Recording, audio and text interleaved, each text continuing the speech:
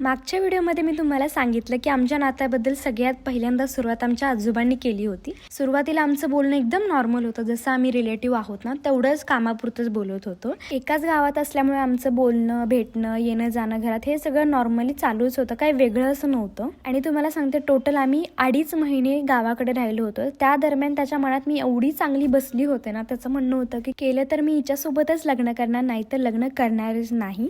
Normally जसं friends बोलतात ना तसंच आम्ही बोलत होतो. दिवसभरात काय काय झालं हे एकमेकांना सांगणं.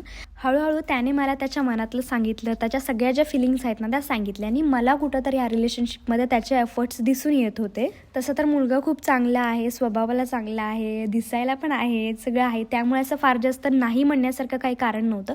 मेन म्हणजे एफर्ट्स होता किंवा चांगला मुलगा होता, त्यामुळे मला पण काय हरकत नव्हती. जसं दिवस निघत गेले ना तसं माझ्या घरातल्यांना समजलं. माझ्या पप्पांना फार जास्त प्रॉब्लेम नव्हता, पण माझ्या मम्मीला होता. कारण कुठलेही आई वडील लव्ह मॅरेजसाठी पहिल्या वेळेतच होकार देत नाहीत.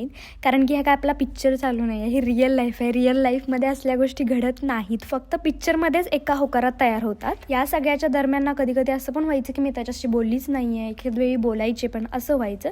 माझ्या मनात फार जास्त तो बसला नव्हता, पण पुढं काय झालं ना हे तुम्हाला नेक्स्ट व्हिडिओमध्ये सांगते.